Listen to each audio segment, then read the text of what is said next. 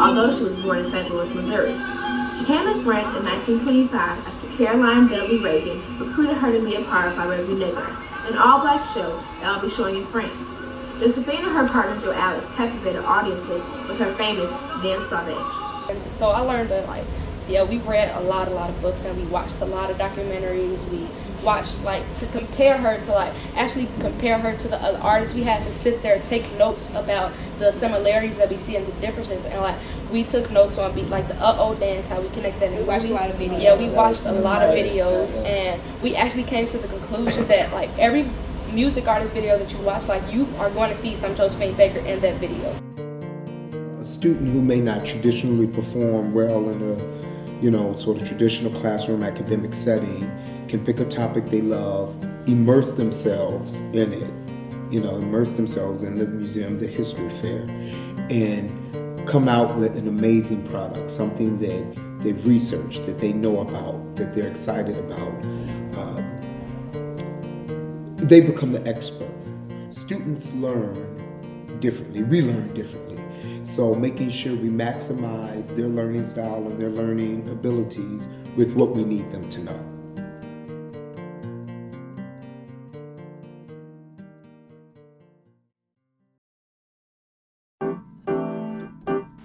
One of the overarching goals for teachers at Carter G. Woodson Middle School is that they engage in continual reflection on their practice. We also expect them to use their instruction to generate data and evidence as to whether students have mastered a particular concept or skill, and to use that data to guide their instructional decisions. So my original intention was to do this, to make sure they could, because a lot of students get stuck, right? I think that's just, the slope is just between those 2 points. But when I saw the homework, I saw so many people who hadn't done that second problem where they had to grasp the point themselves, so I couldn't start with that because they still needed support on just finding the slope. So we're going to start here. That's right, Christina. We're going to go up, up, up, up, up, up. Vertical first. Then you go over. Right, over right. Chris. So, Miss Salon. I started off from the top. All right, we'll look at that next. The point closest to the origin, not the origin itself. This was at -3. So we have 3 plus 12. 15. 15, all right. So 9, is that what you had? Yeah, I'm thinking. Great job.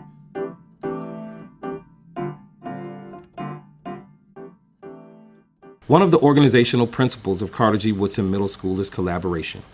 To this end, teachers are organized into various teams. For instance, there are subject area, departmental teams, as well as interdisciplinary teams. Both types of teams are offered multiple opportunities each week to meet and given time and space to do so. So you get 100 points a week, and anybody who stays at 90 points or above, which means that in 2 weeks, if you have 180 points, you get your free dress day. Right. So, I mean, you get your passes. Because then we go into what you were just talking about. So being prepared, following direction, notes, and self-discipline.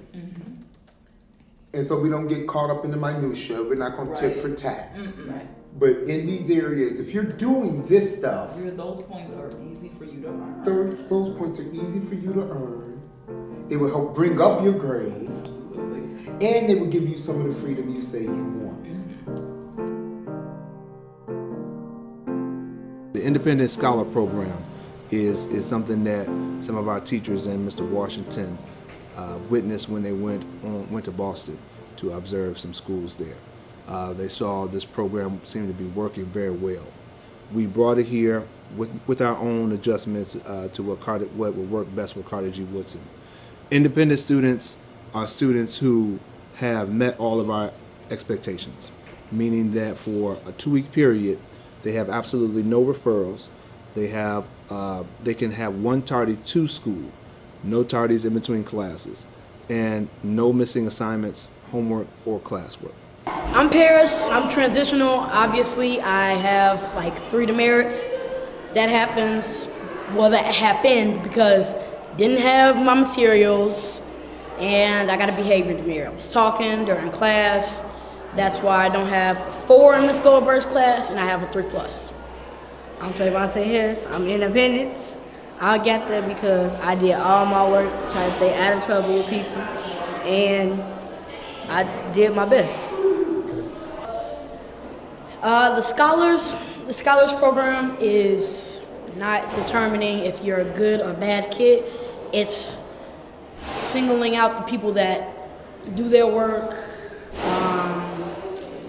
do what they're supposed to do in class, and it gives them rewards. And it's not putting down the other people, but it's showing them what will happen when they do their work.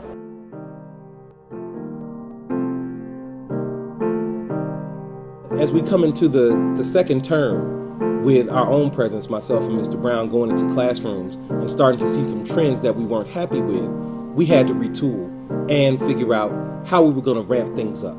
So ramping up expectations for the coordinators and creating tools and processes for them to ramp up their own expectations to deliver more accurate and more deliberate feedback to the people that they're observing. We've gone into the classrooms and we aren't seeing the level of engagement, the level of rigor that we would like to see, and we are taking the lead in ramping that up and pushing on that from the top. So in terms of where we put our focus, we're spending a lot more time in classrooms so that we can engage in constructive conversations with the coordinators, norm our expectations and behavior, and the expectation is that that's going to directly affect their ability to give targeted and just very clear feedback for the teachers they're supporting. We've also instituted more of a cycle-based approach in the sense that over a week or two, we will focus intensely on one teacher by getting into their classroom, giving them some initial feedback, giving them some clear working points, and then finding time to get right back to them within a day or so to see if they are able to begin at least implementing those suggestions. Coming back to them with feedback. So it should become very apparent, to our coordinators, that we expect their work to be consistent and that we expect them to be very deliberate, almost forceful in expecting change.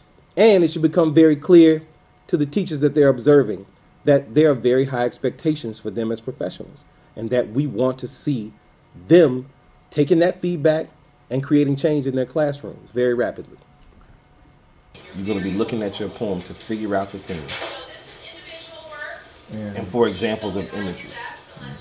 But right there, my gut is telling me you needed to be giving them a process. Like, you need to be looking for, like when I taught kids theme, I would say, in a novel, you need to identify what the major issues are. And then begin to ask yourself, what's the message that the author is giving? Right, that's the process. Right, that's the process. That's what so she has not given. If you chart the issues in your poem, what is this poem about? And then start doing an analysis for what is the author saying to the characters, or what are they experiencing? So the process then that we do, because, you know, we could have organized it in such that, I'll observe these 2 teachers and do an evaluation. Mr. Brown could take 2 teachers and do an evaluation. I think it adds some strength to the observation and the feedback that you're being observed by two people.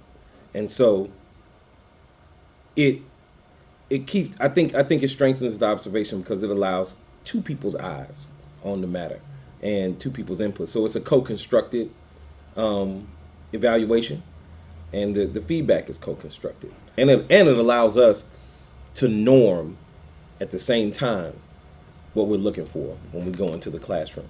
And if I could add the portion when we do our formal evaluation feedback session, Washington mentioned that it's also co-constructed with the teacher, meaning that these observations are based on 3 to 4 observations of your classroom, knowing that that is not an absolute reflection of everything that you have done or that you have been doing.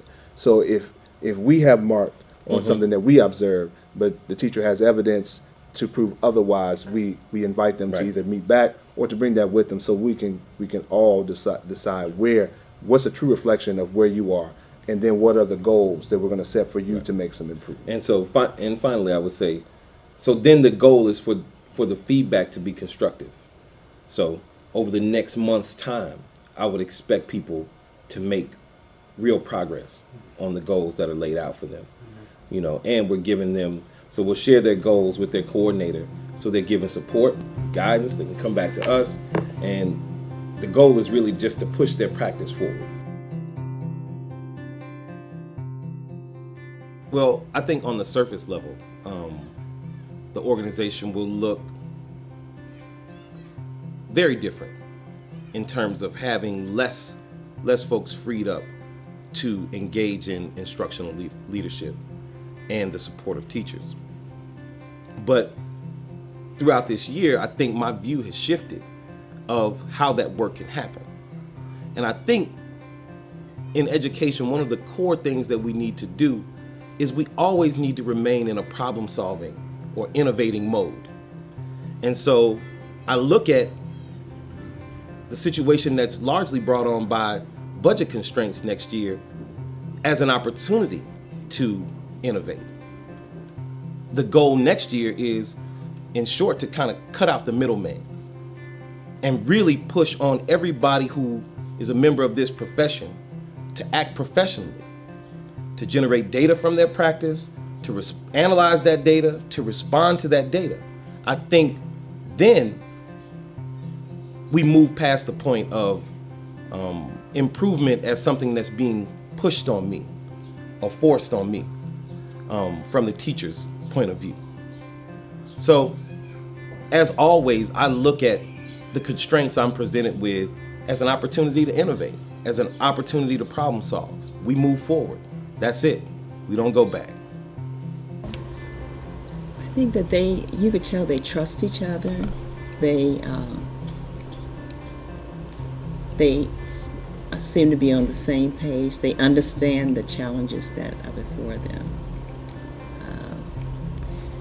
And I think that's why we got a lot done in a relatively, did you notice that? In a short period of time. Because, you know, it's a community. They're on the same page. They understand what the challenges are before them.